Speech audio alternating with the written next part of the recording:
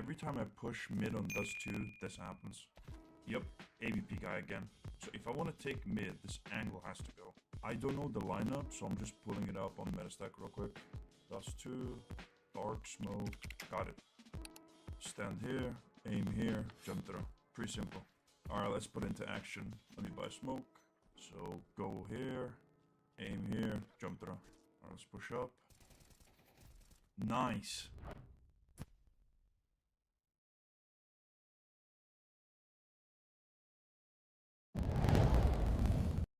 Hello everyone, welcome to a new day here in Series 19. CCT's really ramping up, it feels like, in this Swiss stage already. There you go, fumbling over my words. But someone here who's here to carry me through the cast. Nexus, how are you doing today? How are you feeling about some of this Series 19? I don't think you got the pleasure of being on Series 19 yet, have you? No, I haven't, and I've been put under pressure immediately. First I was informed that Mr. Overseer has done everything in his power to get away from me.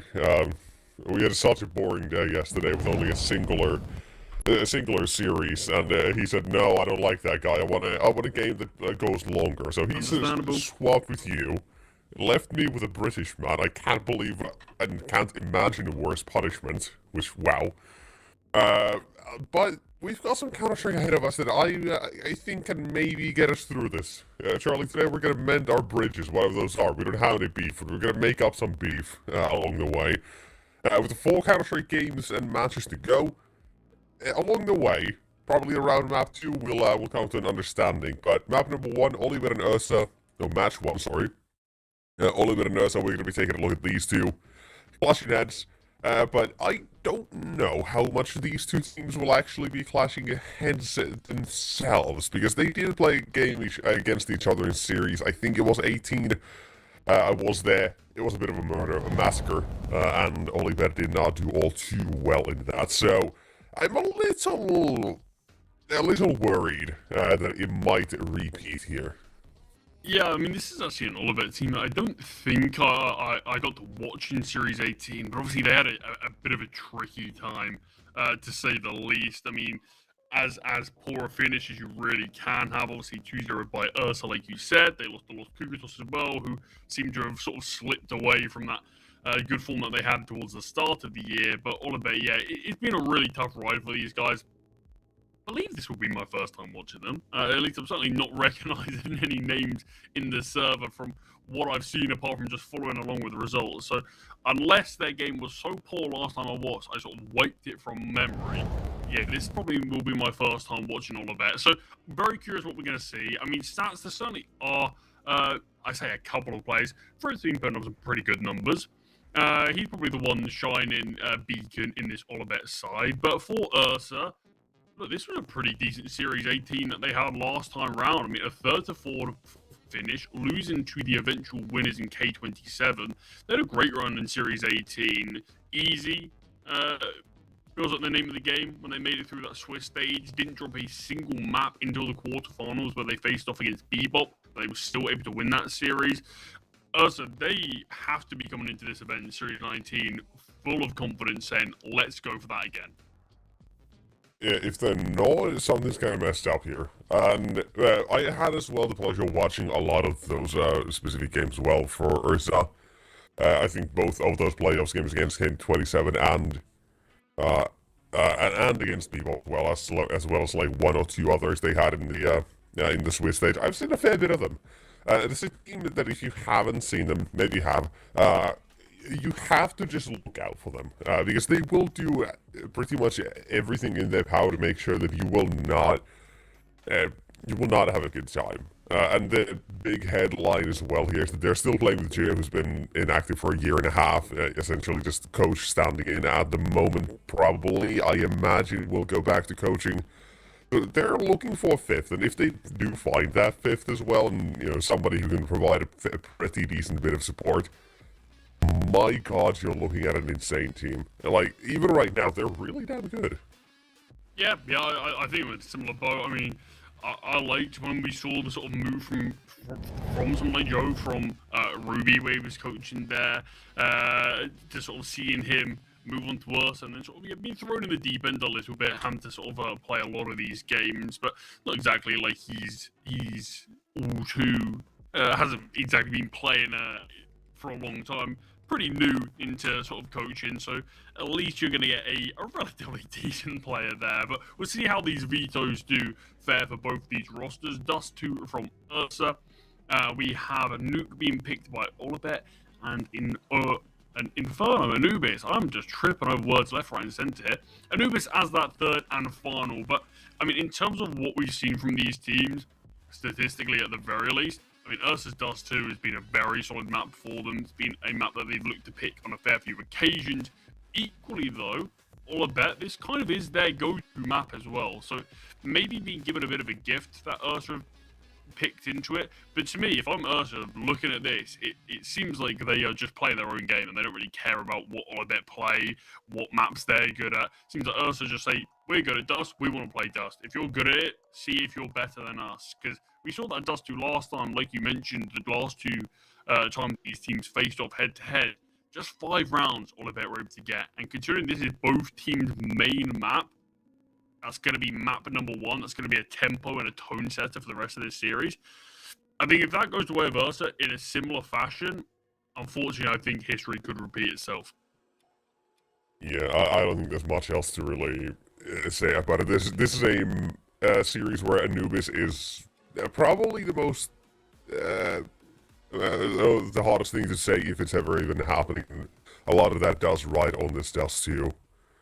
Just in the sense of Olabet at least having a show. Having rounds on the board is all they need. If so, okay, we can maybe have that conversation of, do things right and we'll get to that third map. But it is quite unlikely if you do ask me. Just because it feels like Ursa have now come out of nowhere, kind of made their made it show what they want to do.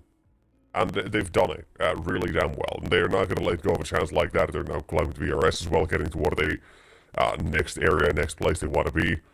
And maybe attract a little bit of talent as well for the 5th player as well. Obviously, that's something we'll have to talk about as well and continue to talk about it for a while until some news are coming out of that in a bit more of an official capacity. But there's a lot here. And by the way, don't let the numbers fool you, because even if right here is like under 0.9. He's still doing really damn good stuff. Like, he's staying active, he's moving, he knows what to do, and it's still enabling a lot of his team as well. Especially out of Carnez and Axis. That's like the main 3 you have to look out for on this team. And they all do incredible stuff. So, I can only hope that we're getting the best of Ursa in that sense. Because when you do, this team looks incredible. So going back to the vetoes for a moment with Olabet, I mean, obviously with Ursa being a team to sort of make the first move in the veto picking, Olabet have opted for Nuke. We haven't actually seen these guys pick this map, even when Dust is banned or something. But I'm wondering how much of this is based off of sort of some recent results. They have played a little bit of Nuke this year, really. 10 maps played of it.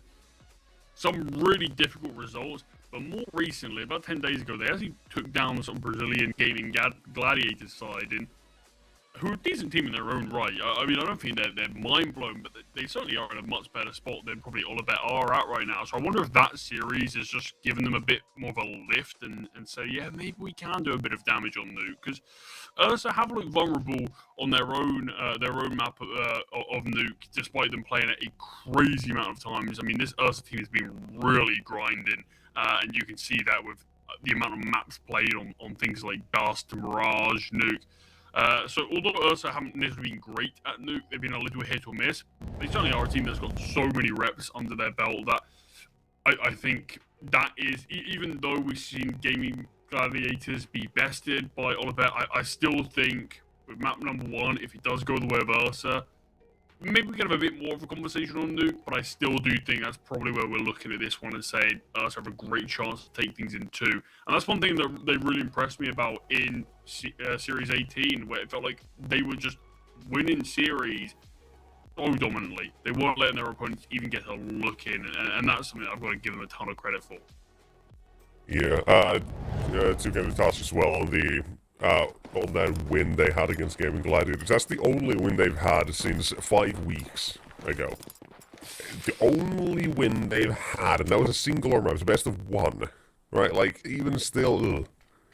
Not, anything great, I'll be honest. It's... I mean, you take what you get. You take what you can. I get, at that point, yeah, you absolutely do. And I have a theory here, Charlie, that I think they're just going to sit here and take it as well, as Ursa will look to just do whatever they do. Ursa doing Ursa things.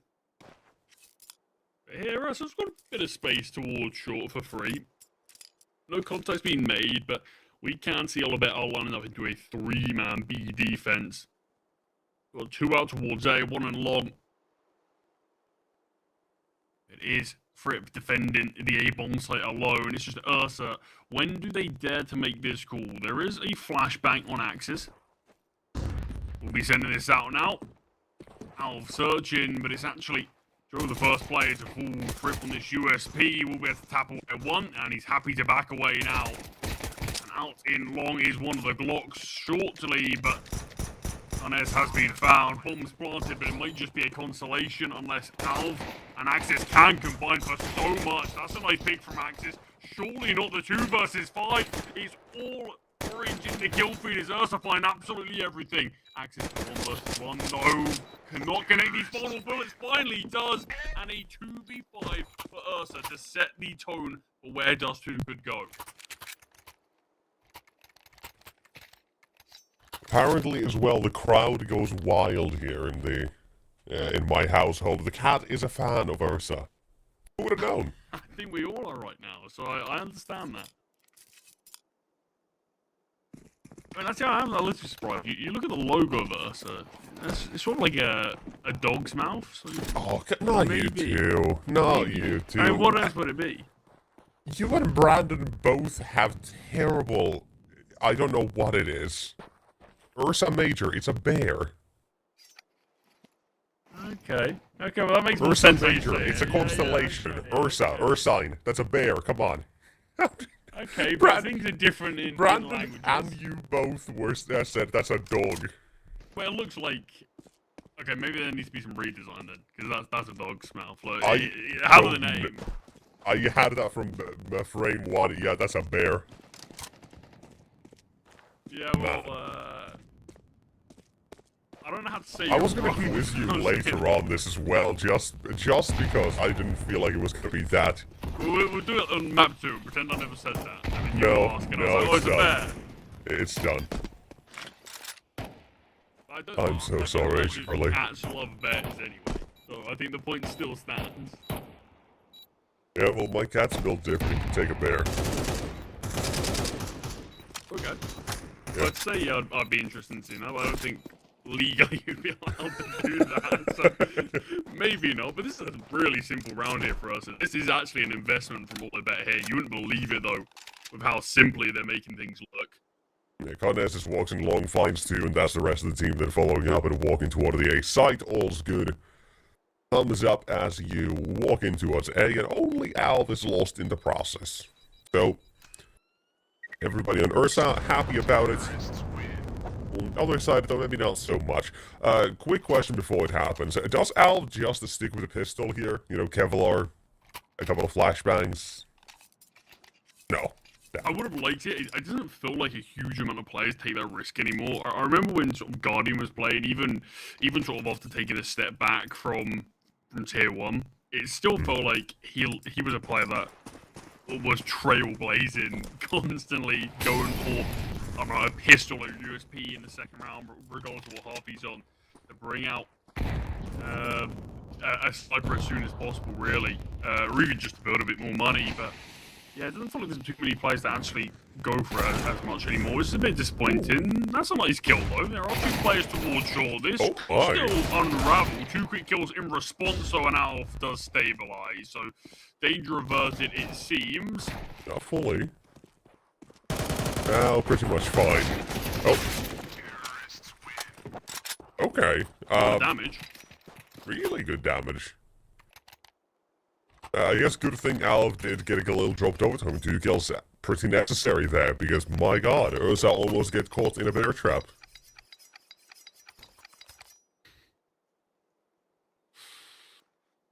I'm not biting at that. Although Alright, on dog either trap. side, in the doghouse. No, a dog trap. I don't know what that is. Is it peanut butter somewhere? I feel like a doghouse is a very American thing. I feel like they need to be more worldwide. Because I like the idea of having a little house for the dog, but it's too cold to have the dog outside. You need to have like a veranda little thing going on outside if you have one, probably. Right. We'll continue this talk next eco. It could be next round, or half-by for all you bets, if they end up on the losing side, if Alv continues on this. I also really like how dynamic Ursa is now being as well. They get that opening in mid, immediately fall and play it, just away you go. They'll leave one man to default around mid, just look at control. No need to full commit to anything else. Jihad will take that trade to jail, but now you've lost long control of the most part as well on the CTs. But they're still willing to give it another try. Thinking around what it's called, one up close. Fripp will be traded. And you left out Sheepon to die. And this is Salazar in mid, just waiting to see if there's going to be a big rotation through short. If not, Discplex will be assumed to be either on site or making that rotation through spawn. So no, it doesn't leave you with a lot of options here. Especially it felt a little desperate, that sort of long re-aggression there. It felt like Ursa had so many pieces to it. And look, I understand they don't want to give things up. They haven't had a huge amount of a look into these first 3 rounds of the half. And you finally got your guns in play. You want to put them to good use. But it always feels really difficult for all of it to go on to win that. With so many players, the trades are surely inevitable. And unfortunately, the final player, Discplex, will just have to look to save this M4 as Ursa. He's got too many players. They've got the bomb site taken. And despite last round getting a little close for comfort, considering the weaponry that was invested, Ursa made good use of what they had here. So can start to grow, slowly but surely, start to grow their economy a little bit more. It wasn't looking quite vulnerable. And all I bet, maybe if they could have won this round, responded with one in the next as well, maybe we could have actually seen Ursa being broken financially and all about bringing themselves very quickly back into this game, but that's not going to be the case. Open hands, AKs saved, and now the question is going to actually flip over to Olabet. What do you do? Is it just going to be this half bar around the saved M4? And it does look like that. I mean, it's going to be the smarter play, the less risky approach, but will they do something similar where they look to fight aggressively towards middle?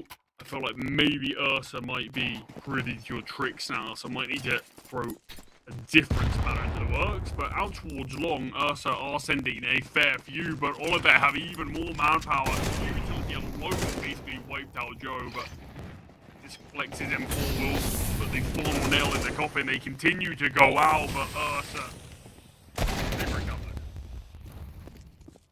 And they'll lose one more to Fripp's Desert Eagle, but that should be all. Now we've got an MP9, the only thing that can do anything about this one, so we're going to call this a quits. Let's say 5-0 here as soon as the bomb gets planted.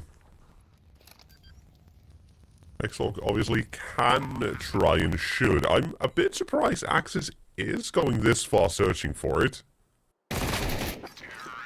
Yeah, won't fail, but definitely some risk that trade. It's not like there's any weapons dropped over that could have been taken on short for the CTs. It was slightly unnecessary, but like I said, no punish for it. All's fine. That's 5-0, 3 survivors. And some of the best signs already get over the T side. You've got Axis, Alv, both getting kills at the start of things off here. There's up. Look for another one here. Fast and mid is to start this one here. Utility flows in pretty damn freeze. They'll take all of this control immediately. Nobody's necessarily here to try and stop that in his first phase, but going out for the short does initiate a second phase of the attack, and where Hexar goes through, deals some damage, gets taken out, and traded back to a 4v4.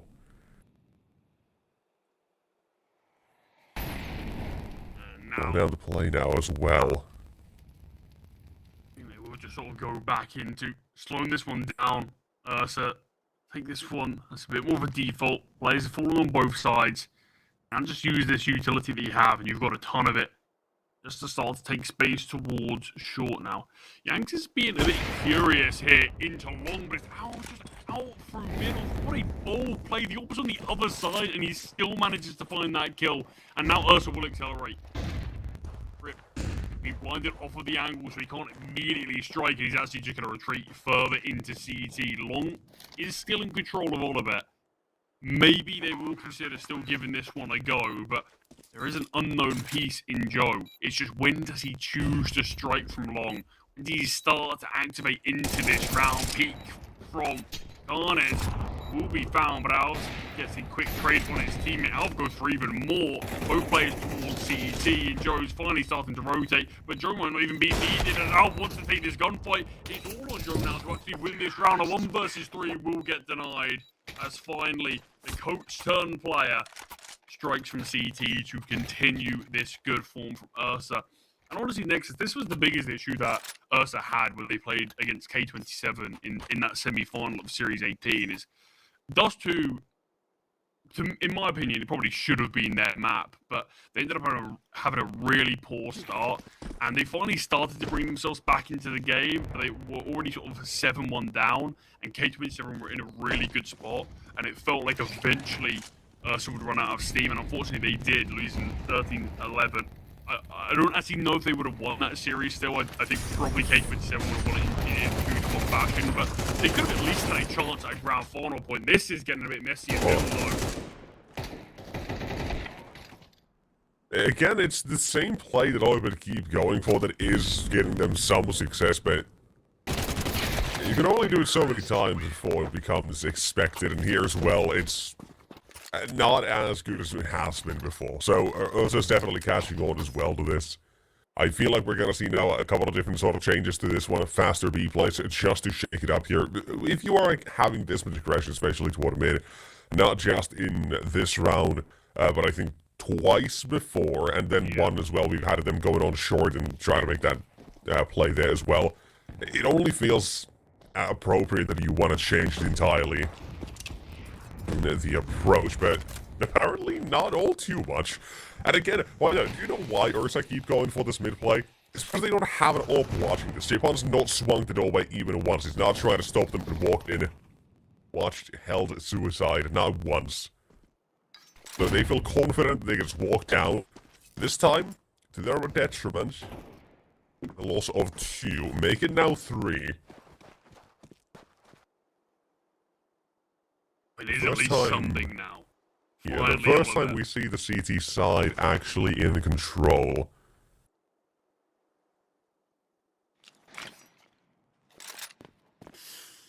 I mean, what is this now for us? Or is it just looking to sort of deal a bit of damage tonight, all of that, keeping too many players surviving, and see if you can respond instantly in the next round? But our position could be pretty good here, as we're seeing some short aggression.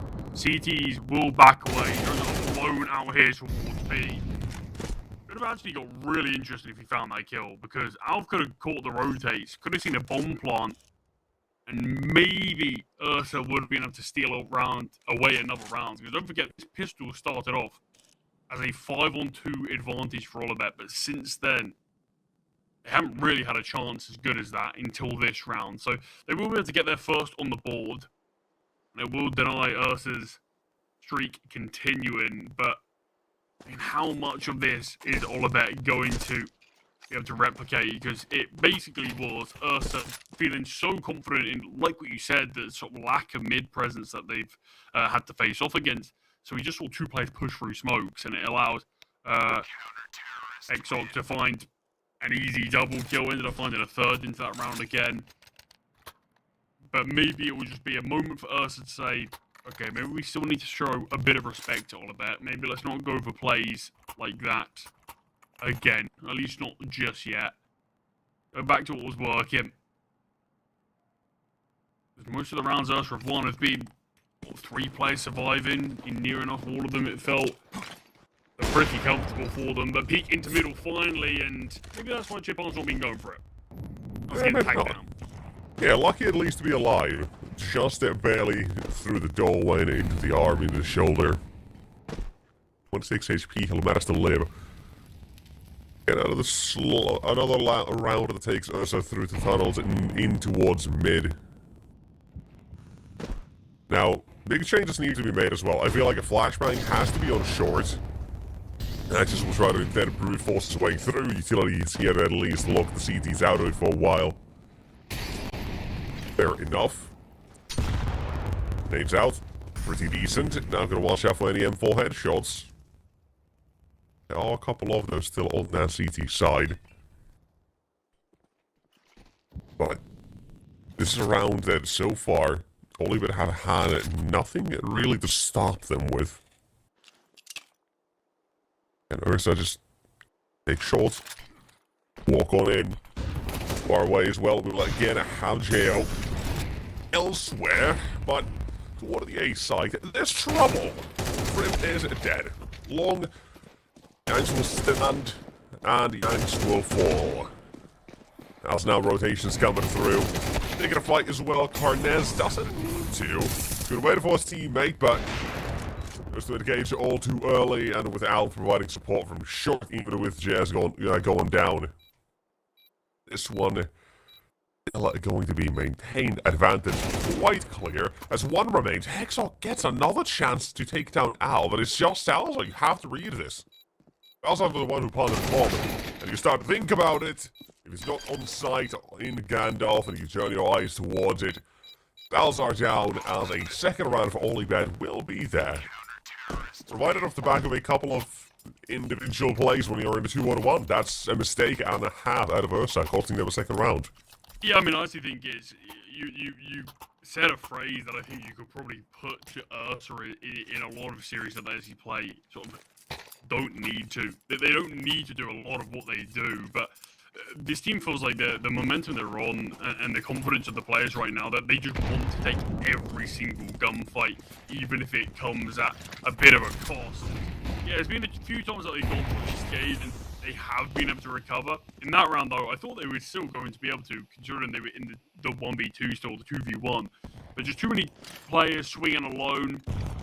Eventually, Oliver are able to punish off of it, and this economy now Versa is going to be put into question if they lose this round. This could be Oliver's chance to come back in a game that felt like it was sort of slipping away from them at that 7-0 scoreline, but still, work needs to be done now. We will see a change-up from Ursa, leaning towards this B-bomb site, currently being defended by 2. Third player, and rotate quickly. What? That is out. Just out. No. Yeah, B-site vacated just like that. And not without even a fight. Only better have 3 players essentially ready to fight. Guess what they did, Charlie? Guess what they did? They fought every single one of them alone. Yeah. I mean, it really did feel like this play was going to be a player completely baited in there with Fripp and Hexock taking the pressure away from him, and just he can be that sort of contingency, but he ends up being the first to go in, and the flashbangs are really good that you can see he peeks and he's fully blinded. Hexock's also blinded on the back of the bomb site, he can't help either, but it just makes you think more so. Hexock can tuck. Regardless of how blinded he is, he can tuck and keep himself alive for a little bit longer. Iskflex should have done that as well, and then once the flashbang's done, once the utilities rain down, sure, Ursa will be nearby and starting to push into the bomb site, but at least you can fight together with Fripp probably being able to be afforded a bit more room to peek from the window as well. But simple B hit, it looked like, certainly helped out by Olibet a little bit in terms of that actual B bomb site setup there. But 2 rounds left to play for in this half. Olibet, if they can manage to recover 4, I think there would still be a very decent recovery considering they were 7-0 down. But these rounds have not been easy to come by, and long will be taken with no resistance. Olibet instead. We've seen a similar setup from them on a few occasions, 2 towards short, 1 close by in middle. Very much anticipated Ursa having a fair bit of mid control. Look at them pushing through. Salazar, I believe he's spotted, so Olibet aren't going to dare go any further.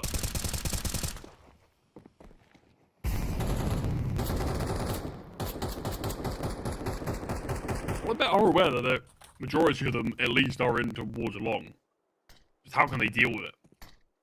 I can smoke, just hold him back for a moment. Now, if you are doing this, I would love to see that either be that rotation and sticking to it fully, or making a different sort of mid-round play. Information in mid still does elude them, they don't know a whole lot about it.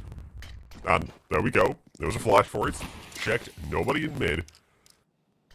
Smoke number 3 goes out on longer, still waiting for another player to re-swing back into this with the flashbang down. A second as well, up above the smoke, and there's one. Trade, this collects holds, but not for long.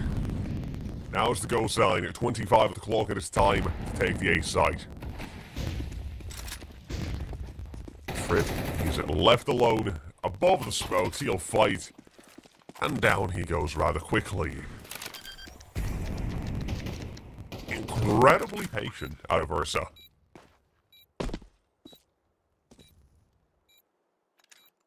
Yeah, I think it's a much more disciplined round than what we've actually seen on a few occasions this game. But they handle things well, and all of it will just look to save these guns again, maybe. I mean, I say, see if there's any exits. Japan is holding, but surely no one on Earth is even going to give that opportunity. Just saving Pit. 9 in the first half here. Obviously, last time these two teams did play on Dust, it was quite a battering, really. And history could be repeated if this ends 10-2. As although Ursa started on the CT side last time these two teams played, they still managed to find 10. So I wouldn't be surprised if Oliver are having flashbacks to that game and thinking, oh, well, we didn't really get a huge chance to play on our T side. On our CT side here.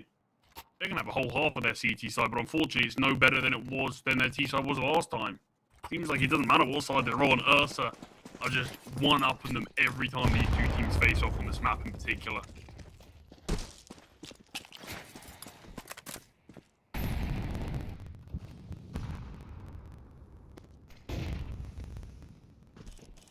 Recipe from New York does get a tag, but loses his life. Oh, that's gotta hurt. Some of the best success Oliver have had was in these half-fly rounds and going for that mid-round aggression. Here, we're still not necessarily seeing that same sort of success, but over the lack of trying, we can say that for sure. And this time, well-placed flashbang, taking down Axis and Carnez out of the equation. Advantage, CT side. He has the utility, and with JO down on long as well. Last two, forced to make their play on A. Alv plays around at the smoke, looks to fish for the opening. Well, he's decent, but can get ahead of it, and will take a shot. One rings out a miss. Round the corner, different guy, not the same one. Fripp still remains close, and with Salazar providing a second. This one has been turned on his head, and even faked the bomb once for Salazar. As now just Exarch remains. Not a lot of areas he could be, and Alv will hold for the correct one. As Ursa decide it's time to dominate on Dust 2. That T side, pretty damn good. 10-2 on the halftime. Oh, this is difficult for all of that. Just haven't really been at the races here today. I've been dominated from start to finish, really, from Ursa. There was that brief moment where they were to get a couple of rounds. Only one of which, though, I felt like, I mean, you could even make an argument. Both of them were mistakes from Ursa. Sort of two players pushing through a smoke into a player waiting on the other side.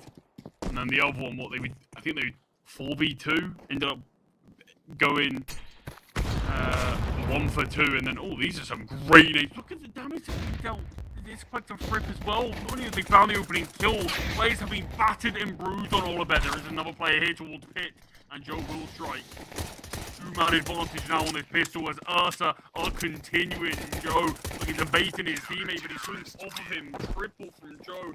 I was going to say he's top fragging. He's not, but he's not far off. 11 kills from Joe here. More kills than anyone on Olivet, and third fragging for his team. Putting on some decent numbers, to be fair.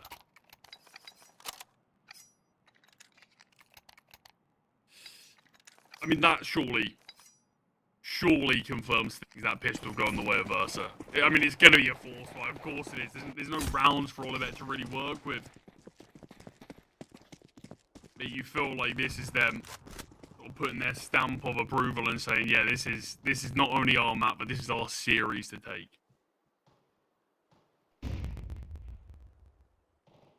Yeah, I mean, I don't think there's been a whole lot we can say that goes the other way, except a couple of rounds where it looked like we at least had blueprints for building something and not something better. But all that's just been they're just denied. They say no and 12-2, just like that. And no messing about here. So yet again, I'm going to be showing Oliver how to play Dust 2. And believe it or not, 13-5 was not the hardest that they could ball. They came in today and chose violence, saying we can play an even better game. And with this, we've got some questions now I want to say about that nuke. Like I said, if we at least have a decent game of Volleyball on map 1, you know what, we have a conversation for something to be had. Yeah, now it feels like it is Ursa's game to lose. That nuke in particular, it feels like if they play, I mean, half as well as they have on Dust, nuke feels like it could be still pretty simple. Like big Val double dips. Could get even more here, sends a flashbang, him and Joe will keep behind this. They want to end it here and now, and they will. What a brutal start to the Swiss stage that was from Olabet, as Ursa took the heat to Olabet here in this one. And I believe Nexus, unfortunately, his internet has just died, so it will just be me right now while Nexus contemplates his thoughts by my side. But we get to at least have a quick think about what on earth Ursa just produced there. Brilliant Dust too. I think they probably overfought on one or two situations, but individuals dove them out of any difficult spot they were in. Very rarely did it feel like Olabet were even going to win rounds. Ursa sort of bullied them start to finish, and Nexus, before he did get stunned into silence from that dominance, he did say, now what are we going to be thinking about nuke? Now I think it's Ursa's map to take, to be honest, and although Olabet did last beat Gaming Gladiators, it wasn't enough. But Nexus, you've rejoined us. You've rejoined us here in the land of the living. Before we do take this break, is there any way Olabet can bring this back on nuke now? Small chance, no. I was so rudely cut off by cosmic forces. I'm gonna say no. Unfortunately, not a whole lot they can do. Just based off of this Dust 2 and the sheer record and past that we've seen out of now very recent past, but from Ursa, they've just been really damn good. Even Nuke as well as you're going into it, you've got 2 out of 10 maps. This is a desperation out of Olibet in terms of just let's try to win this map and pick into the only thing that we can say is kind of maybe weak on Ursa. But even so, the games they've lost have been still fairly close, right? Like, I don't think you should be expecting that much, unfortunately, here for Olibet on map 2. Well, we'll see if Olabet can prove us wrong, prove everyone wrong after that first map performance, and we'll see if there is a chance for them to bring this one back, to make it 1 apiece. If not, can we see Ursa dominate this series in the 2-0 fashion? That we'll have to wait and see after this break.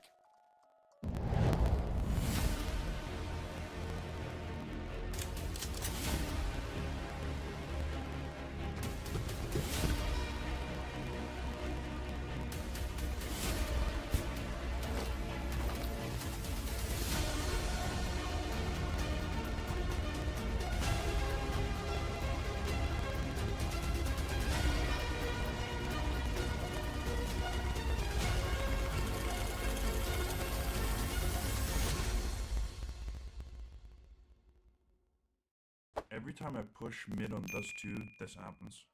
Yep, AVP guy again. So if I want to take mid, this angle has to go. I don't know the lineup, so I'm just pulling it up on Metastack real quick.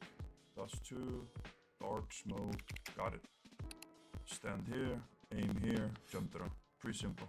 Alright, let's put into action. Let me buy smoke. So go here, Aim here, jump through. Alright, let's push up. Nice.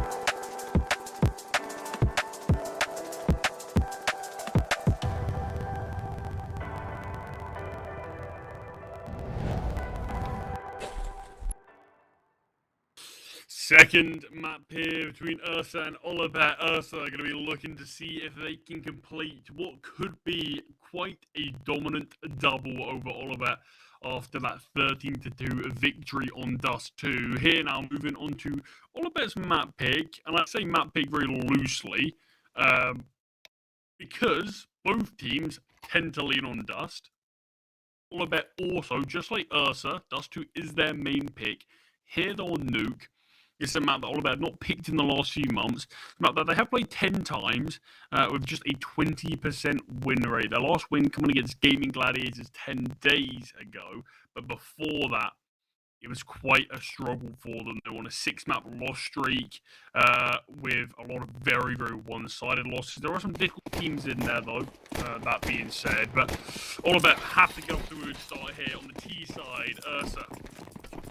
Dualies, there's a flashbang, an HE grenade, and Axis instantly finds one, peeks out for more, but it does cost him towards top hut. Salazar goes with a double T2K on the rafters. It is Alv, and Hexoc is now left stunned as his teammates have all fallen around him.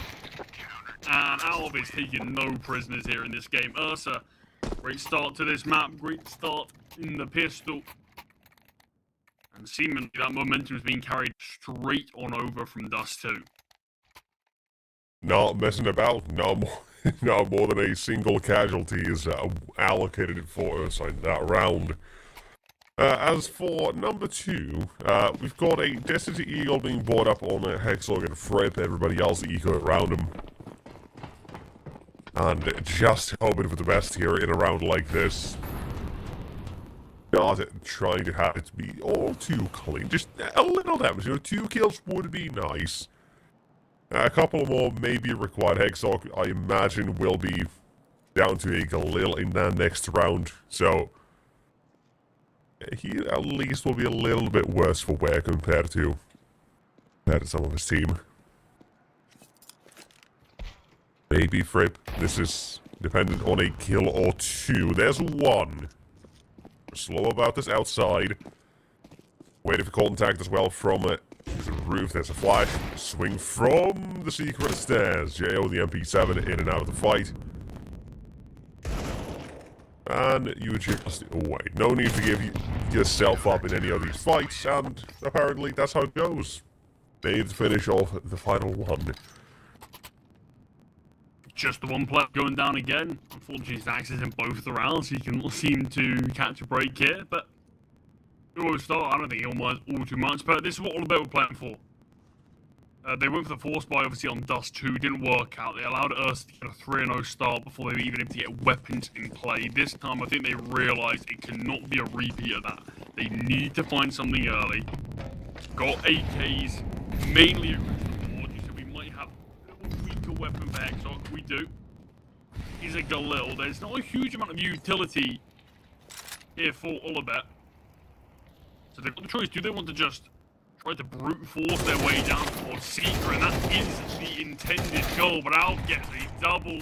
Salazar supporting. Joe's emerging from main. And it is a full bloodbath towards outside. The T's might lose absolutely everyone here. You can see how reluctant they were to use basically the rest of their utility to look to smoke across, or at least make it life a little bit easier with maybe some flashbangs being sent. But in doing so, Ursa felt so ready for that. You've got a player in Garage holding for that, player towards credit. One can emerge from heaven. You've got Joe in main. You've got so many players who can quickly pivot towards outside. And Ursa, look, it's not necessarily clean, but they still win the round with 2 survivors and deny Oliver anything yet on Nuke.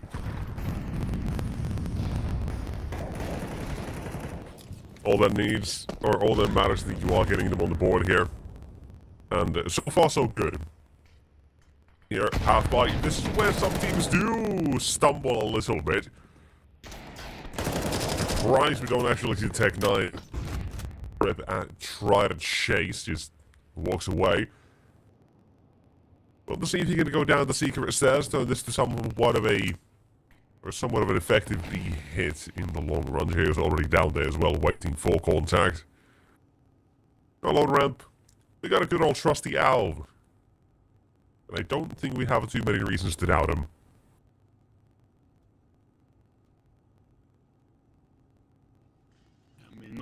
performance he's been having so far. I'm just going to be slowing this one down. Playing things patient. There is a player, obviously, on the lower site, or at least down secret, I should say. Into ramp they go. Alv finds the first, of course he does. Second shot will be baited out. Salazar nearby. With Fripp going down towards secret. Ixok needs to find, and Salazar is found, but it's all on Discflex now. Joe behind the silo will get removed. M4 picked up. Bombs dropped with 15 seconds and no health. Ursa find another. Guns back in play. We can't have the open chip on in this one. But, I mean, each round that passes without Olivet finding something, it starts to feel more and more like Ursa could go on to take this. And more like a repeat of Dust. Yeah, it's not a pre-score, and you don't want that to be the repeat here. Just do everything to avoid that. But, again, the thing here is for Olivet, they barely had any success in the last 5 weeks. Like, 5 weeks ago was the last time they won a best of 3. They have had a lot of trouble in recent times, so you go to this one anticipating trouble. I don't know if this is still the exact level of trouble I was prepared for, I'll say. But, on the contrary, or on the other hand, it is good that we are seeing Ursa still playing that sort of very similar form that he did finish off the last series with. They've been showing off here what they are made of. Again, that map one as well. Everybody pretty much plays a big part in securing it. Everybody has their moments. And didn't find an answer. Didn't find a way to stop them. Now you have to. The earlier, the sooner, the better.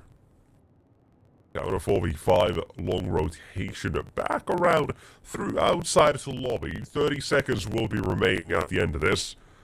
A couple of Molotovs at least will make an A approach slightly easier if this is what you want to do. But timed really well. That's just nasty. Oh, that's nasty. From Paul, the Salazar strikes for 2, and now Axis will also take part in the fight.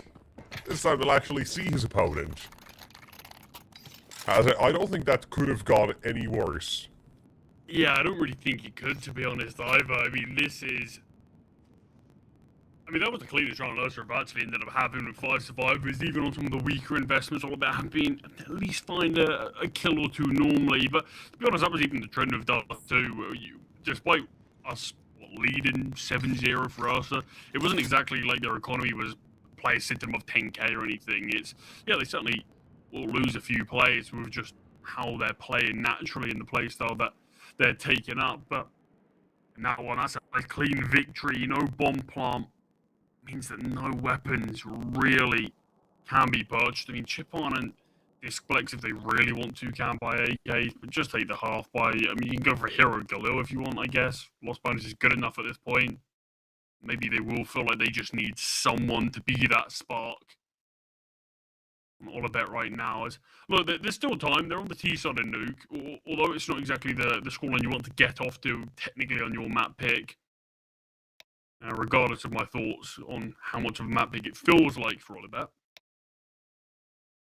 I think it's at least if Olibet can find 4 rounds on this first half, maybe look 4-5 if possible.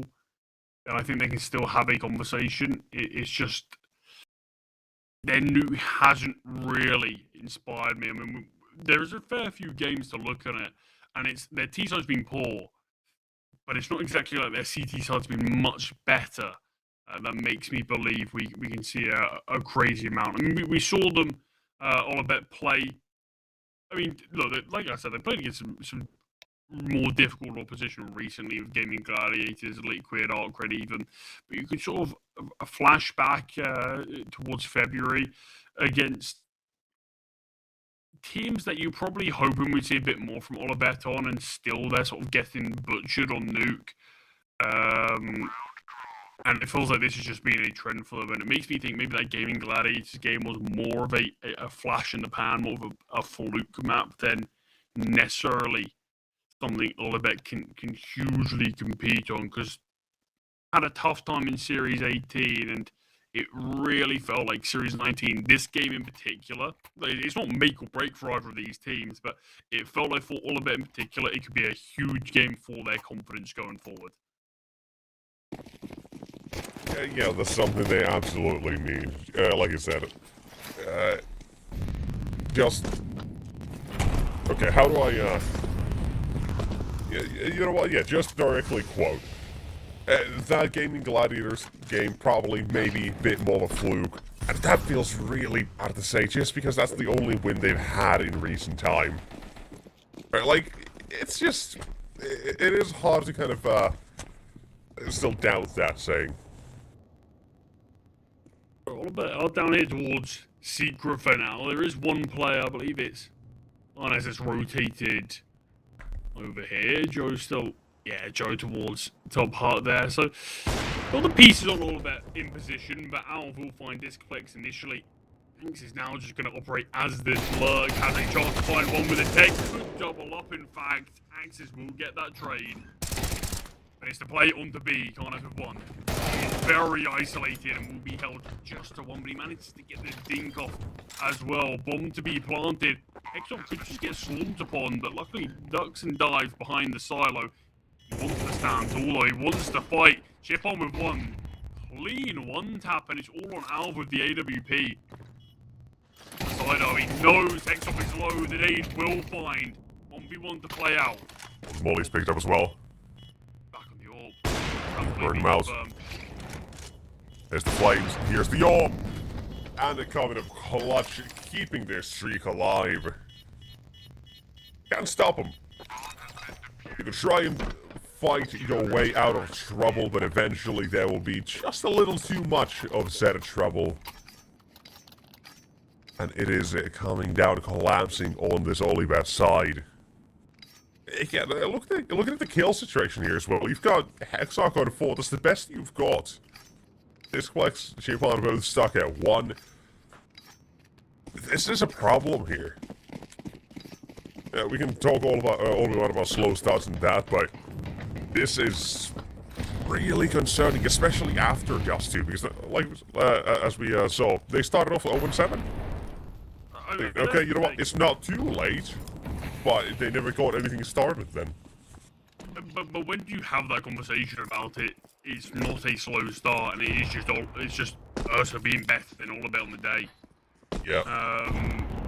And that's the thing. I think you do see a lot of teams that, yeah, they slow, they start, and some teams have it as a bit of a nasty habit actually, where they start a series a lot where you find them feels like they're always sort of 0-5 down at the very least. But yeah, all about here. It's been a slow start on Dust, it was a slow finish.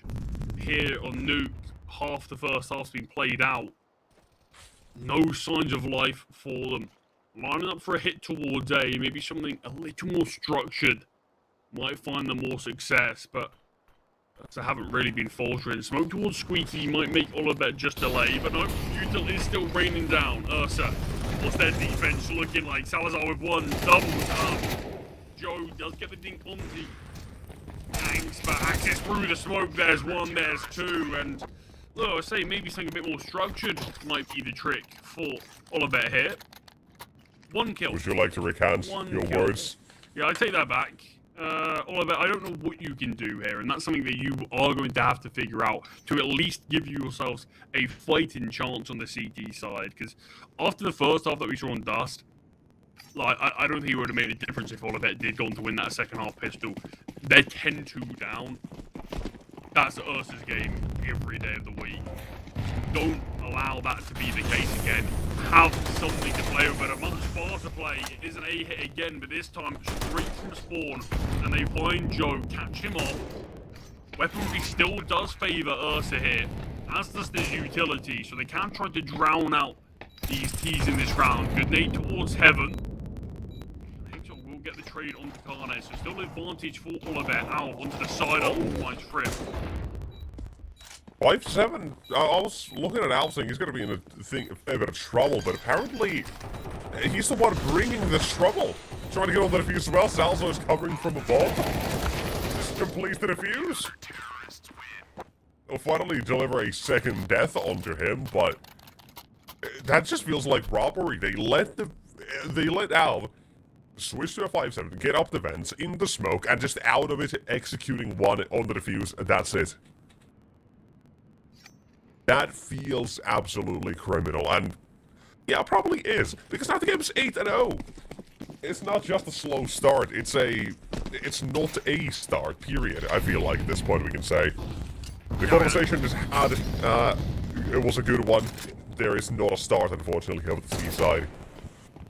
Yeah, sort of was hoping that we can see all of it find 4, maybe 5 rounds. 4 is the most they possibly can get now, and that's winning all 4 in a row. We've not even seen them in a single round yet.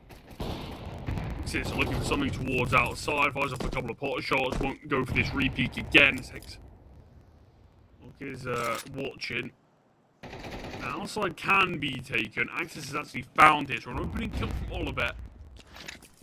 Maybe still. Although the heartbeat is weak, maybe there are still signs of life in Oliver, and Fripp is the man to spearhead this one. 2 kills from him.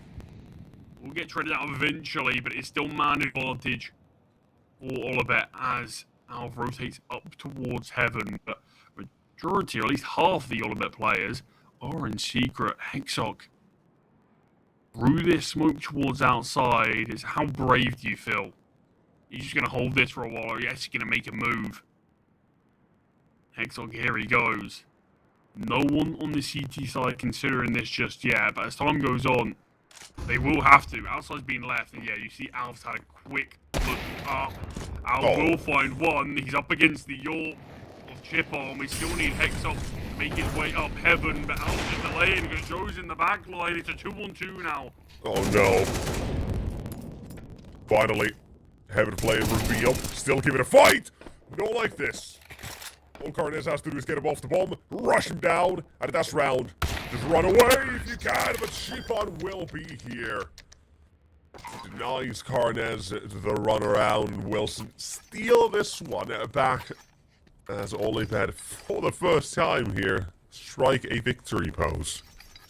I mean, he comes from a 2-man advantage from Fripp outside, though, and even with that advantage, Ursa, for a brief moment, they ended up leading with that sort of 3-2-man advantage. But this is the scariest thing about Ursa right now. Even rounds where it feels like they should be down and out, they always manage to find a way to have a argument about them being the ones to take things. But all of it is something.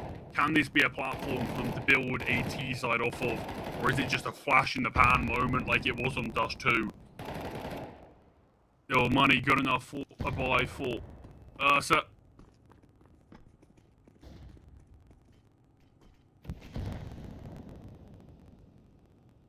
All a bet. Low and steady. Outside smoke's thrown out now. We'll keep Ursa guessing. Axe is already down on the lower slate though, so might not wish to send anyone else down. This has only been in a really good position overall, with both Fripp and Hexock able to make this play in an instant. This A side will be under siege, under fire. Jo fired.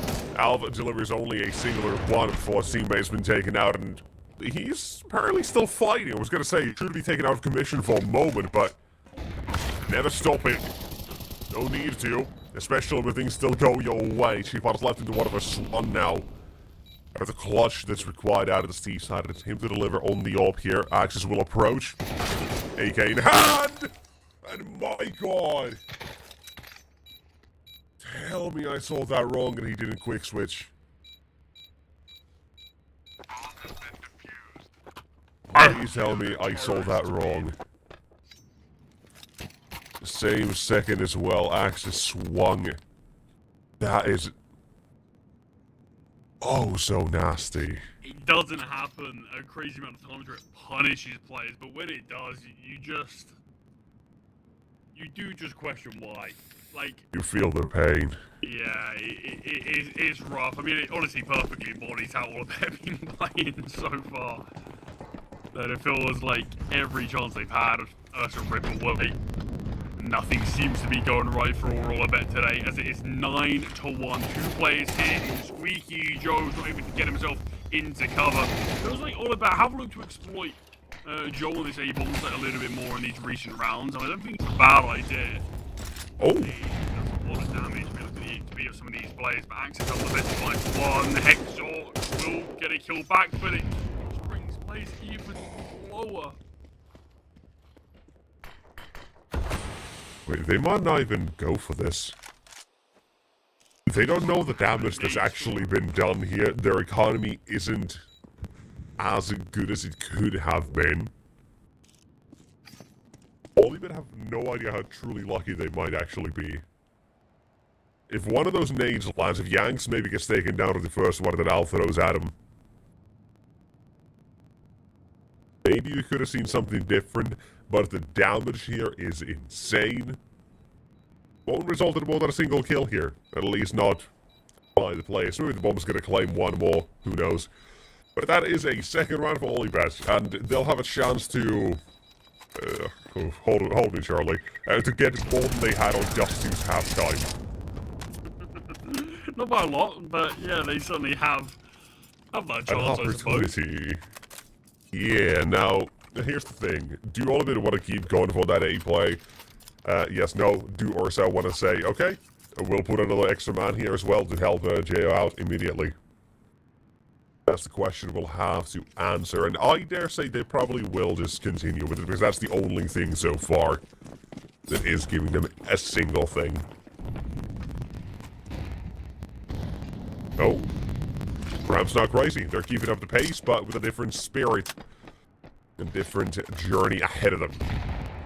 Well, Ramp, Carnes takes one, falls back, and he's done his job now. He's not fully falling back here. He's still holding a relatively aggressive angle from sort of this half ramp now. Given a lot of information as well, just the fact that nobody's actually pushed down yet. Now they try. A 2-for-1 for the ramp player, and a lot of time burned off the cloaking information. Yeah, that is a spectacular job for him. And all about now are in sort of purgatory, where it's... They've got this base towards ramp, but you're starting to be worried about how they push through lobby now. Are they watching us from CT? You don't really feel like you've got any other choice but to head down here on this lower side. Joe actually flushed out by the flames, but we'll go for the swing across and spot a player down. Salazar maybe thinking it was a bluff, looked to head into bench, but will finally join his teammate on this lower side as the digits get plunged in of this bomb. It was just about got to safety here as well. Okay, I was worried he was still stranded on the side when that smoke fades. Salazar, scores one. He'll go for the spam, but Hexhawk down to 16. Will be given a fight. Now comes one more from Rampasol. You have to watch out. But axe is removed. One's above you somewhere on the rafters, and you need to find him. Hexhawk's moving around quickly and swiftly. Time ticking by as now one remains. Both have kits. Yvonne has to deliver on another clutch, and I think just about might have done it. Cannot get on the defuse. Couple of seconds too late for that one. 3 kills for the round. Chipon delivers another clutch for his team. Yeah, I mean, it is a little bit better, I suppose, from all of it than it was on Dust. 3 of the last 4 rounds going their way of the half. I mean, 3 is probably the bare minimum you can make something happen with. I'm still not too confident when you consider how some of those rounds that Olibet won did actually pan out. They obviously ended up winning that round initially, whereas that 1v1 from Chipon where he gets the bomb, because he gets swung upon and just about wins it. There was a round where they were all basically 1 bullet from death. Although they did end up having a fair few players survive it, and then that one they came down to technically a 1 versus 2. So it's the fact that Ursa have never felt like they've been heavily losing one of these rounds. But it's a big ramp setup here. 3 players for Olibet. So if Ursa commit, this could be the chance for Olibet to do the impossible and win a pistol in this series. They've held him back. Disciplex as well as headed back toward the A side of that. Recognizing that nobody's actually made their way into ramp. Now trying to fake it out, seeing if Yanks or Sheephon, one of the two, will be able to hold him back. Maybe both. That's the plan at least. With 1, 2, and 3, they'll take them all down. Between the two of them, 4 kills as Olibet will claim their first pistol in the series. Yeah, something. It is certainly something to work with, but more importantly, it's actually keeping their momentum going. 4 of the last 5 now. Ursa will probably just take the East. We'll see a Deagle being invested from Carnes, but can't imagine a huge amount more. Just 4 away are Ursa, though, from wrapping this series up in 2. As you can see, Stake are the official betting partners of CCT. You can use code CCT for $35, for $5, sorry, every day for your first week, resulting in 35 total. For new users, you can use, you can look at the terms and conditions. They do apply, of course, and you can check them out in the banner below the stream if you are interested. But just on Deagle, not going to be a huge amount to talk about in this round, you imagine, for Ursa. They're playing some cheeky angles, hoping that some of the CTs give them something. Alf does have this Deagle fighting against Hexoc in towards May. Axis to drop down. We'll find for we're going to see the blade come out there, swings onto the Heaven player, but does get taken down and leaves it all on Salazar and his Glock. Yeah, this one should be now contained. Depends ever so slightly on who's the one getting this contact, as long as Yanks isn't quite literally running at him. Back turn, cheeks in the wind, all's fine. As Fripp will be the one to go for searching as well. That is 9 to 5 now. Weapons coming out for Ursa. Now, you were talking about how many rounds as well Olibet might need for the halftime, 4 or 5 maybe. I was feeling at least 5 to actually make this one doable. I held my silence there for a while. Now they're at 5. Unfortunately, it's not, 5-7 halftime. Couldn't get there, ever. Unfortunately. But this is still the chance to immediately limit what Ursa can do. To continue and make this game doable. To show us they can take over here for the foreseeable future. Winning this round would lead to that. Outside. Axis with the open as the opening. Carnes with a double as a response. Both outside and mini have been vacated. Massive hole now in the CT side of defense that needs to be answered for in some way, but they can't really go for it. Got Disciplex, who's, I think, looking outside. Wasted a couple of seconds off it. Everybody playing isolated on Olibet's side.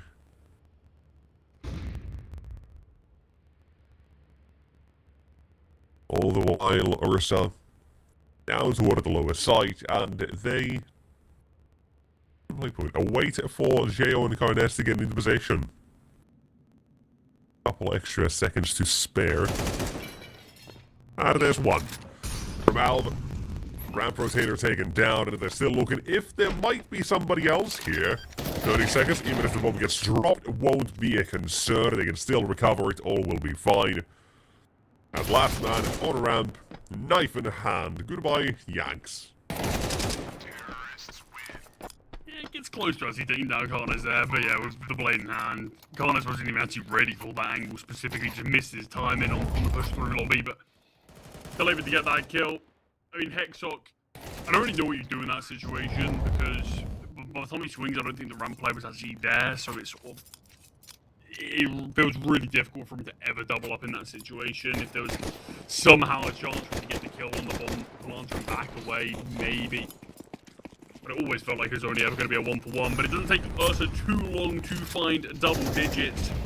Now even closer. Axis early kill here. Rip removed.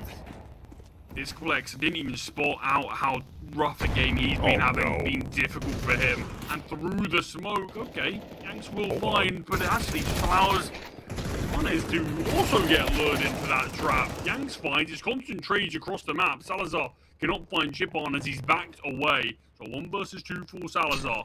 Nade do a ton of damage. Molotov as well. This is huge damage. They know that Chip on was towards heaven as well. He got the kill. Yeah. Double flashbang is guaranteed the bomb here as well. Salazar will have a second or two to adjust and immediately go searching. Shadow, however, gets shown. Shipon's going past this initial area.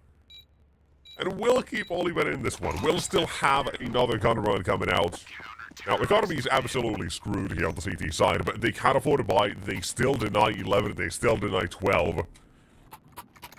They're keeping this one, dare we say, doable. I mean, it definitely looks a lot better now, doesn't it? 4 rounds from their opponents. Ursa are fully invested in this because, like what you said, money for the CT side is in a really rough spot. Ursa are going to be able to with that as well. So they think if we win this round, that's potentially the map that falls away. So this could be the most pivotal round that Olibet have to play out. Not only if they lose it, it could be bye-bye Olibet in the round 1 Swiss stage, but also it could be Ursa letting a big lead slip away as they'll have to take the hit, go for an eco, and Olibet could find this round 1 Swiss stage for both these teams. I want to heat up a little bit. I suppose at least if Olibet can make Ursa sweat slightly, far more than they can say for what they've done on Dust 2, but down towards Secret, a couple of the Ursa players have gone. Bomb's still residing in lobby as the rest of the team just holding for any aggression that's not going to come out of being set up. This is taken. I mean, we do have this complex down here. It's all going to be about what Chipan can do towards ramp, but now he is fully tucked. How of a worst be of this? Pretty wary. He peeks into Joe. Yeah, he wanted information. Now he gets it. And it's just the MP9 on this bomb zone. And he's been seen. And he's also stuck at 1 kill. 14 deaths. That KD is a little poor. It has seen better days. As Hexhawk and Fripp don't really have shit to say here, unfortunately. Yeah, just gotta walk away. As I said, the entire finances are tied to this round for pretty much both sides. Orisa, they're the ones coming out victorious and without losing a single player. That is the sort of thing that will break the CT side here as well, because now they'll have to probably take a timeout, I would at least hope so. And discuss, okay, do we want to try to force it? What's the plan here? What do we do? Do we eco, hope for the best that we can come back from 12-6? Do we force by here and say they don't get 12? I don't think they have a choice. Look at Yanks and Discplex's money. The loss bonus is really bad. They've got nothing. Like, it almost feels like they have to try to force their way out of this. Yeah, I think you can look at it and say, I mean, thank God we at least saved these 2 rifles, you know? I mean, Fripp can drop for mass, potentially. He dropped something.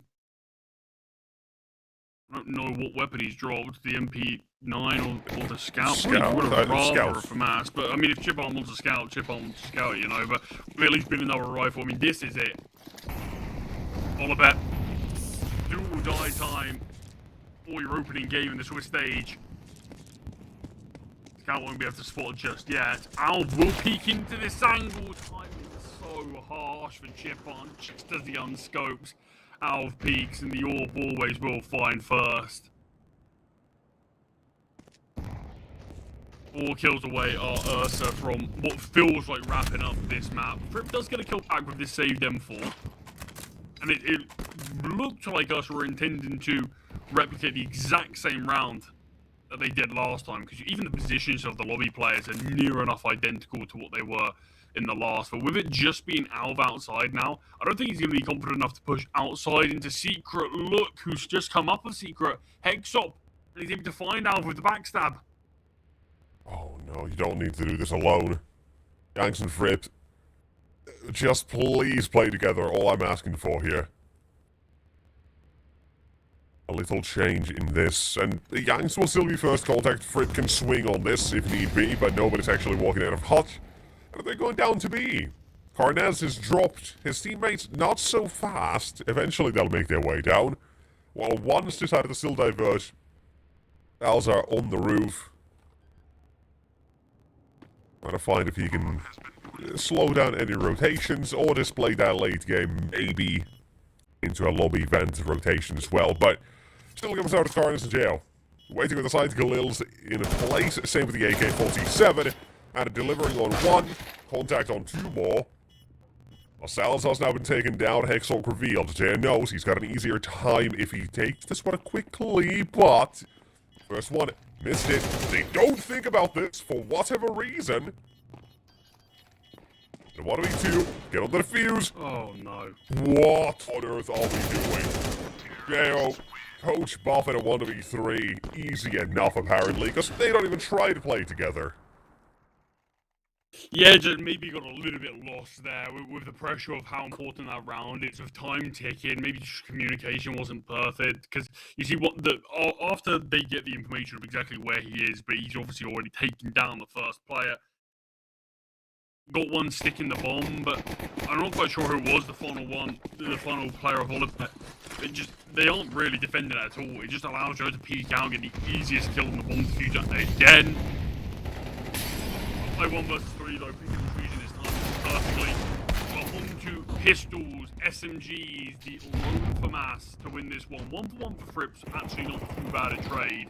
But Chipon will be taken down again, managed to find one just beforehand, so all better, at least keeping this one very interesting with Yanks finding Joe. And Alf being 8 points of health. Maybe all a bit aren't done just yet on Nuke. Certainly I'm thinking about giving us a little something here, but this is the kill that will matter the most. Shadow advantage will be here for Alv, and as such, AK tears into this. Flex again continuing his poor game, unfortunately. Just not getting, how to say, Carnez with another. This was a 2-1-3, and Ursa said, we're gonna just slow down with nobody peek, just sit still. And one remains, Hexhawk versus Alv. 8 versus 16 HP. The Molotov, good enough. Hexhawk can smoke it, down he goes, and now both players even on HP. Alv will open these double doors though, but Hexhawk was so close that he's aware of this. Alv can elevate himself up. This position is so strong though. Oh, you don't lose these. It's one bullet as well. I've seen CT's pre-fire this. Hexhawk's going all the way around. Alv, don't think about ramp. And, oh no. Oh no, Charlie, somebody missed leg day. They stumbled, they failed in their acrobatics. Yeah, I mean, there's been a few failures in this one for all of that, I suppose, rather than just that specifically. A 13-6 scoreline for Ursa. Yeah, it's been a magical performance, to be honest. It's only a few more slip-ups on Nuke from themselves, but I don't think that's much of a surprise. Look, Ursa aren't great on Nuke, if we're being realistic, but they are playing against the team equally and all about who have their own fair share of struggles on this map. Dust 2, I mean, it's a strange series in terms of when you look at vetoes, with Dust 2, both teams being on their main map from the get-go, and then both teams shift into a map that, sure, they play, but results haven't quite been there. So it led to a pretty fun sort of veto, but I mean, Ursa seemed to have no issues regardless of what map they were on. Always did feel like they were going to be able to close down Nuke. Nice to see Olivet at least have a bit more of a resurgence, at least a bit more of a conversation we had. I mean, scoring 10-6 at one point with a round that if Olivet did win that one, they could have brought it back to a 10-8, and maybe we would have still had the actual chance for Olivet to bring us to a third. Doesn't go their way, but it is still the round 1 Swiss stage for them. It's still the first game. You're hoping Olivet can recover, because it was a very disappointing Series 18, and it's certainly not been the start that they want to, but brilliant from Ursa. Yeah, I'll slightly rephrase, and you might feel it's a little harsh, but it's not that they need to return and find form. They need to actually just get to a new level. They need to become different as a team entirely, because so far, this is not another result where it's like, okay, you know what, another shaky, another bit of a tough one, they run against a good opponent. No, it's just a continuous result that it keeps going. With only a singular best of one, they managed to win in 5 weeks, where it's got any differently. The improvements just need to be made, as simple as that. And if not, well, unfortunately, at that point, we wouldn't be seeing them for all too long. So, you know what? It is what it is. It's a rough time and a rough awakening for this team to kind of be thrown into this deep of an end as well. Because they were going at these local land for a while to rack up VRS, and now they've got a couple of invites as well. They're thinking, okay, you know what? Maybe that's a chance we can see something new again from like these local teams and stick it together in brand new 5 kind of thing. Right now, not a whole lot, unfortunately. So, better luck next time, but need to find a whole new level for the entire team. Otherwise, this is not going to continue for a whole lot longer. I mean, I suppose the one positive thing for all of that is, like, this is a big step up for this team. And there clearly is an adjustment period for them. It very much is a trial by fire.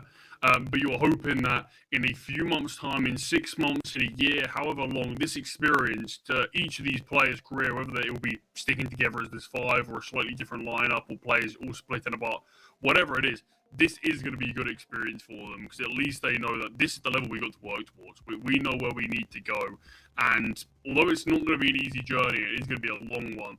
I'm sure eventually some of these pieces can eventually start to get there. But hopefully for all of that, they can learn a little bit more from this series and put themselves one step closer to that final form. But Nexus, we are far from being done for today. This is just our first game of the day in our round 1 of Swiss stage. We've already had 5 of them being played out. We've got 3 more best of 3s on our hands.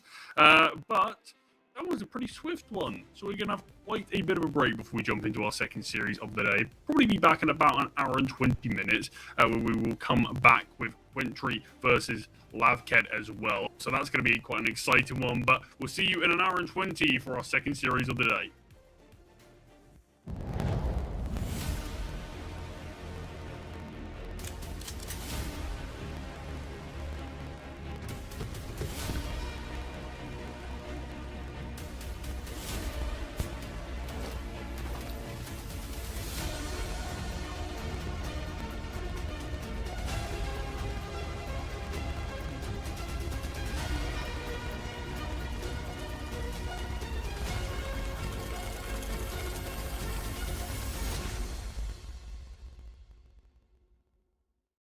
Every time I push mid on Dust 2, this happens.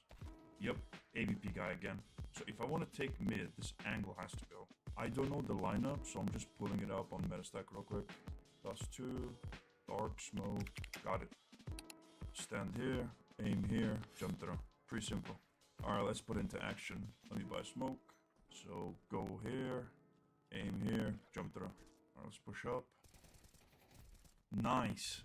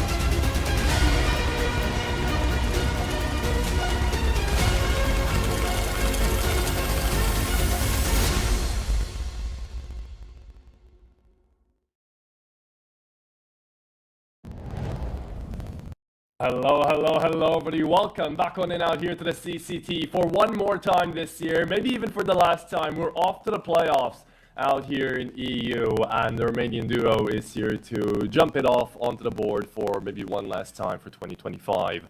Ecstatic versus Ormond. After we've had ourselves a BC game forfeit that I still don't really know what the causes of that were, but we're going to be jumping into our second round of 16 game here today. Look, course, I'm not gonna I've say just anything. Yeah.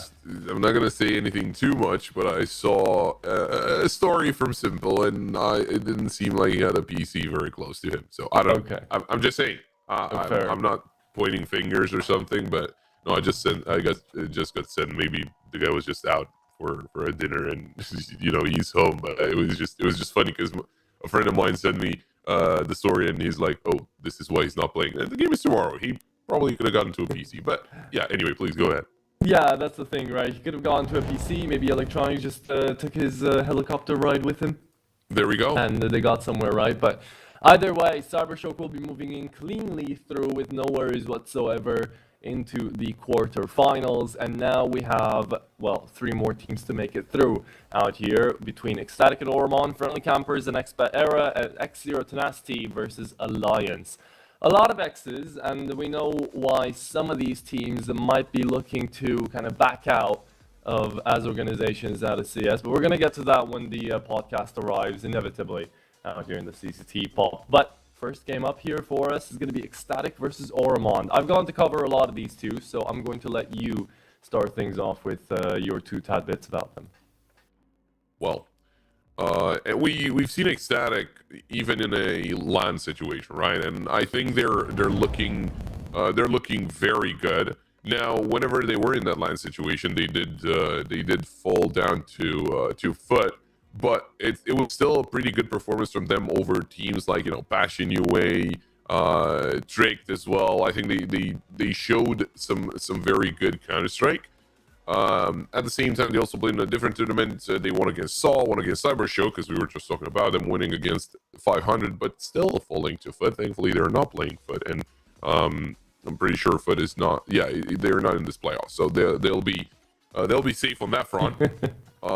Yeah. But it's super interesting to see, Ecstatic just needing a little bit of a push, a little bit more of a push for the points. Because right now they're sitting at 38 in terms of HLTV ranking, 33 in terms of all rankings. So a little bit more points, and maybe they can get over the threshold to get themselves into potentially major contention. But yeah, I think they're a very interesting team, and I think they're looking like a very well-oiled machine. Even though Acor joined about 3 months ago, I think he's integrating into the team very, very nicely, and I think he's been of great help of Ecstatic's successes. Yeah, I mean, we got to see them on LAN too. Exactly, this best of 3 did happen on the LAN that we covered out here, Pop. Back then, Ormond were still known as Reason, but Ecstatic have been doing a lot of good things coming through. And as you say, right, we've been impressed by Acor and what he's been able to put up on the table here alongside the rest of the roster here for Ecstatic. I've been watching these guys with very keen eyes for the past year, really, ever since they kind of got into that top 40 discussion, top 30. Now they're sitting comfortably at 33 right now into the VRS, and they're attending most events that you'll get to see. We got to know them quite well. They've been at every single Draculan here in Bucharest. And as far as online goes, they haven't been doing half bad there either. I definitely say, besides Foot, as you say, they're very big contenders to beat most tier 2, tier 1.5 teams. So this is just a teething period left still with Acor that could take us even further into a good success story here for Ecstatic. At least that's how I'd like to see it. But speaking of success stories, we're taking a look on down to some online fanatics coming through out here in the form of Ormond that have been trying to make their way across here to a couple of LAN events, haven't had the best of successes under the Reason banner, but now I'm pretty sure they are, a 5-man stack right now on Ormond. I don't know if this is an actual organization or not. I've never really checked. But even if they are, even if they aren't, these 5 have stuck together for, well, under this banner for 2 months. But in total, they've been around for quite a little bit as a unit ever since back of well, the middle of the year out here, around about July. So they've been looking good. They've been looking to continue in these fights. And from what I can tell you, these guys have been grinding as much as they can. That's why we get to see them right now into the playoffs. That's why we got to see them all across the group stages in a lot of CCTs and a lot of other online events. And they really do impress. I mean, you've got Spadak coming through, always managing to hit some insane shots. Frontsider finding himself in really good positions all the time, knows how to play the map out really well. At some points, we, even as the casters, can't really seem to find him a lot of the time. Suwonko kind of falls in that same line as Frontsider. And then you've got just a group of 5 that really do feel like they mesh well together, and you've got a couple of individuals here in this squad that also shoot like maniacs. So when you know they're having a good day, you really do know. You don't have to ask yourself twice, and the individuals can come out through ahead. With that being said though, will they have enough in the firepower department to beat the side of Ecstatic? That's what we're here to find out, and to find that out, we need to take a look on down to the map Vito as well. And, well, lo and behold, surprise, surprise, they're going to be a very seedy-sided Vito. Yeah, I mean, we're starting off with Nuke and Oromon. They will be the one speaking into this one. Thankfully for Ecstatic, I think Mirage is not. Well, they did play it 4 times, but they did ban it now. And Oromon, that is by far their most played map. 44 maps played in the past 3 months, but they will not be part of this veto.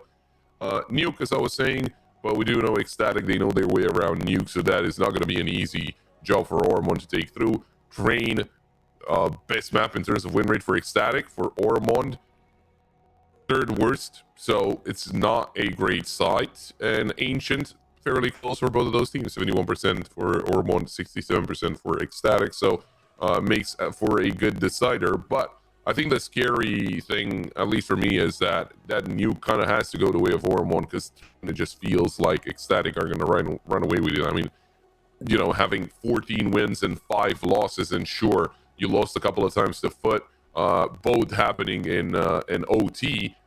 You lost to Venom as well, but last time you played Ormond in a different tournament, you won 13-2 on that map. So not a good sign. So that's something that they really need to be careful about. And obviously, it's been a little bit since they have played the team on that map, so we'll not, you know, we won't count it too much. But those 2 maps have been played. I'm talking about Nuke and Train in the last best of 3, and it was 13-4, 13-2 for Ecstatic.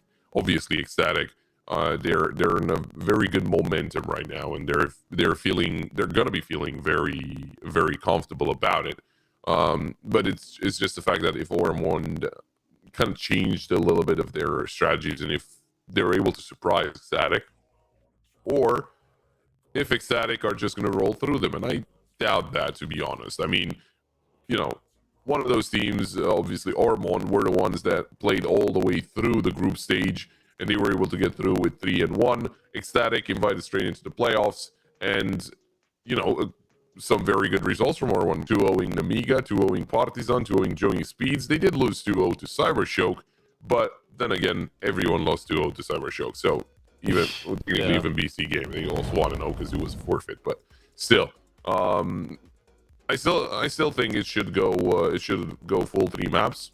But it does come down to I am expecting to come down to the first map, and if that Nuke goes the way of Ormond, you can see a head-to-head here between Syra and Spavak.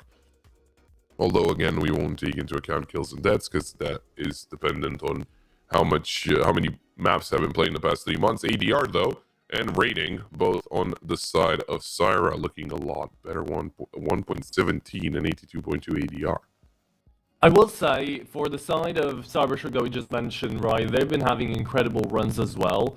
But out of the 2 tournaments they were getting into playoffs into, it's very funny, because in one tournament they lost in the semis to Ecstatic 2-1, and in another tournament they lost in the round of 16 out to Oromond 2-1. So we get now 2 teams that have both managed to best the team that is about to meet them into the semifinals, whatever the case may be. Either Ecstatic or Oromond are going to be meeting Cybershock back up there. So it is going to be fun to see if finally Cybershock are going to get through their jitters of semifinals and playoffs, or if these two sides, whichever may win, might be able to get ahead through them. So that is a nice little narrative, a mini narrative if you want to set it up out there, a little plot point. But with that plot point being set up, we will be getting into the first map out here quite soon over towards Nuke, the map pick of Ormond, to figure out who is going to take over what.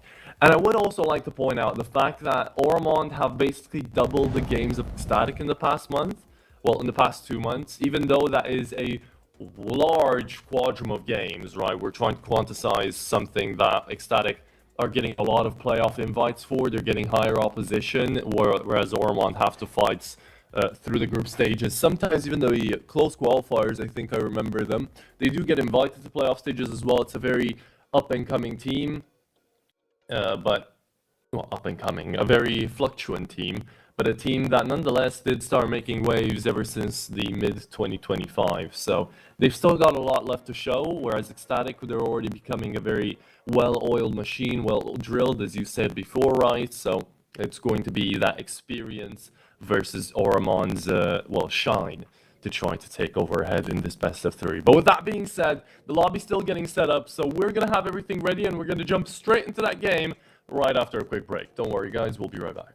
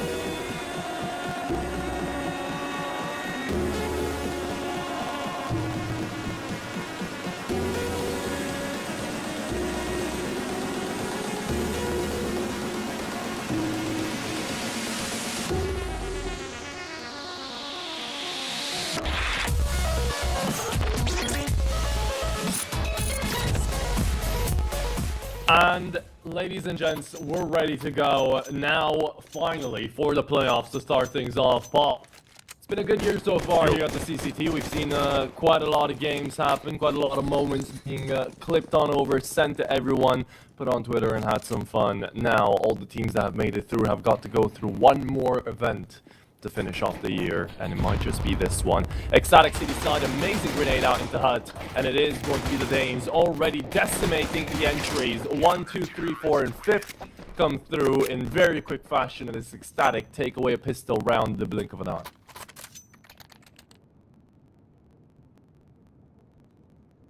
Well, being on the CT side of Nuke, that's how you want to start things off. As Ecstatic, obviously, we were talking. I mean, I was mentioning, about how if they manage to win this map, well, it gets a little scary for Ormond, and they battle it out throughout the group stage, the Swiss stage, if you will, to make it here. You don't want to fall at the first hurdle.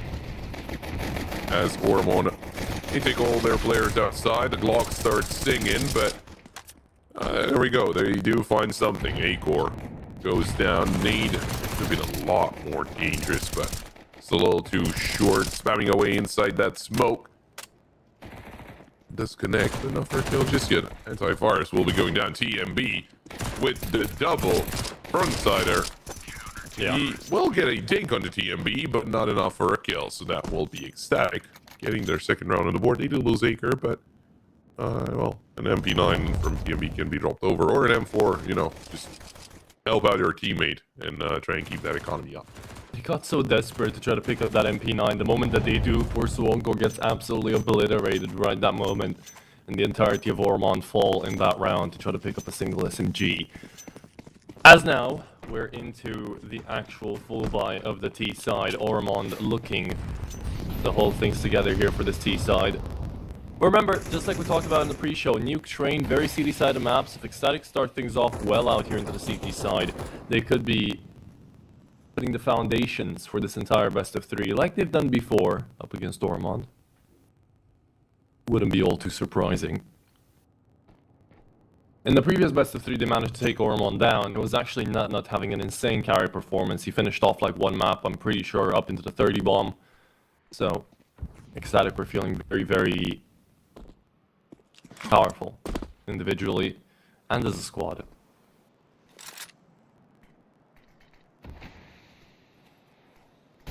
Now, here we go. Oh, Fnatic. Outside. Good utility actually. Your Ormond are playing it very safe, but TMB should be able to at least get one. Oh, slept at the wheel, TMB. They're gonna barrel through, get themselves into the B side. There is a flank coming in from the A side. Molly's great, Syra. Oh, he's gonna be pushed forward, and Onko will find that kill. There's Unlele with the trade, and frontsider, that flank will not get anything done as A-Core was still holding out outside. I think he got a bomb carrier a little earlier, so that he will be hanging on to that angle, and very nicely done by Ecstatic. Even though it's like Ormond had a good plan, and with this kill found on the TMB, very important initial kill. What was Havoc doing, though? Why was he backing away? Maybe he got information from his teammate that A side is clear? That could have been Or the maybe case, he wanted to hold outside, thinking there might still be one left, but felt like it looked like he wanted to rotate back to the A side, or at least, just running out of secret, but A-Core was ahead of the opposition, was reading them like an open book, and now it's back to pistols for Ormond. see, that's been the thing so far with Ecstatic. Ever since they picked up Syra, it's always felt like a squad that didn't necessarily have as much experience as you kind of wanted outside of the Danish scene. TMB comes in, sure, brings a lot of it. But everybody else, and Lele, Sarah, Nut, they've kind of been together for so long, and they've been in this squad that they haven't really branched out, seen what other teams kind of do.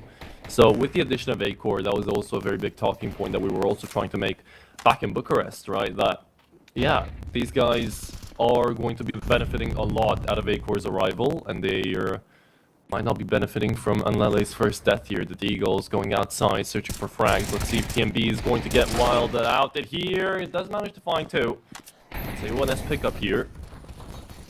The Masterpiece goes outside. Spavak looking to trade back. It's not going to work out. You're running out of bullets, and yet still, swapping to Sardarm is always faster. 1v2 here for Fnatic. Picks up an A1S. Stays on the Deagle. And Acor comes around, finds an easy frag.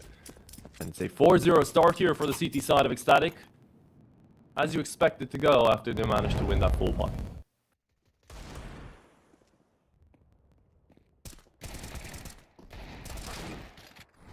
Now, you know, some of those rounds are getting a little closer.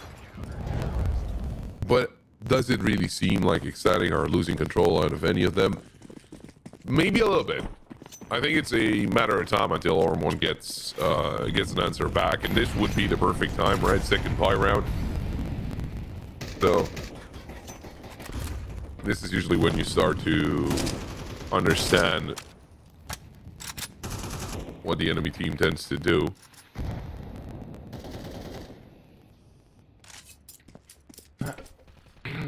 Taking their time though, just testing the water, see what Ecstatic are going to do whenever some pieces of util come towards the A site. They back away. They want to take it back outside. No more nades though, so those smokes will not be blown open. But they can still be spammed. That's something that one needs to be careful of. Sneaking by. There we go. They're into secret. They could get themselves into the B site. And I don't think there's anyone there just yet. TMB might be there on top of the site. No, he's actually not. He's on A. But as we all know, B site. You cannot get in without, you know, revealing your position, because you're going to need to break a window or swing a door open on Lele. I hear that Molly is going straight for him, and he will be eliminated. Oh, trade back, 20 seconds left to plant this one down. Antivirus good for one, and that is a very important one yet again here from Antivirus. His first 3 kills on the board might have just netted them the first round. Acor, Syra, too far away, and it looks like they're already backing off, so that is going to be the first on the board here for the T side, Ormond. They've been struggling to find that success in towards Secret, but for the first time finally, we got to see the B-bomb set working out here for the T side. You've gone to cover a lot of Ormond as well in the past, right? I want to say yes, but I don't think so, to be honest. I mean, you know, covering Polish teams, yes, that's for sure. Oh, Syra goes down to bomb explosion. But not necessarily Ormond. I remember Spavak. I don't remember which team he was on. Spavak back before, I know what you're referencing to. He was on... Was he on PG Turov? No, he was on Illuminar. And Permita. It might have been whenever he was on Permita, or maybe Illuminar. Yeah. But I've seen him with Reason as well. Whenever, well, I mean, they were basically Reason, but yeah. On this Reason. I know they played the Johnny Speeds, and they managed to win against them in this series. I was covering Johnny Speeds yesterday, and they were able to qualify as well. Barely making it past Eklot. Who's not a team anymore, by the way. Is what, sorry? Eklot have disbanded. They disband? Yeah. Like, did they? Literally yesterday. Yesterday. Well, it wasn't necessarily a great performance out of them against Johnny Speeds, but I don't think that was the prime reason. I don't think they said, "Oh, we lost this game. Okay, we're disbanding. There's no chat or doing." No, it's a lot unfortunate. Household name, but a couple of household names here from Frontsire and Akar as they get the 2 opening kills. And Ormond, I think it's much more hurtful for Ormond actually to lose a member here, considering how Ecstatic I've been doing so far in Acor. He's got a different angle now. Oh, repositions. Technically his teammate is covering the angle. Antivirus Oh, he will. It will. It's actually going to be Acor to find the second kill as well. I thought he was still focusing on the players coming out of Hut. Syra finding antivirus. Spavac. Oh, blinded up. Swonko, though. Great double. But he's up for the 1v2. Is he up for the quad kill? USB in hand for Acor. Going to find it with this secondary weapon right now. The USB are landing on him, and it's going to be a trade back out here from Syra. That's a bit of a gamble, honestly. Swonko was firing absolute killers out there. He could have just spray transferred onto the last one. But they go in for the double peak. They manage to trade each other out. And Acor, very aggressive today. Really, I do enjoy seeing this side of Acor. Because usually, we always land him to be that stable hand player, maybe that Holzer type of opera, right? But he comes through now, and he shows a little bit of spunk to try to keep up with the youngsters on the team that he has. Very, very nice. Speaking of aggression, Anlele trying to go down the vent, manages to do so, but takes a dink in the process. Well, Static are still sitting neatly on the advantage. Oromond trying to break through any defenses that these guys are putting up against them. Virus. I doubt there's a world in which he just peeks out of the smoke straight up. Teammates have got flashes, it's gonna fade away. Did he see Nut? Might have. Oh, it doesn't even matter, Nut drops. But on the other side of the map, a kill was found on the A-bomb site, so Oromon could reroute.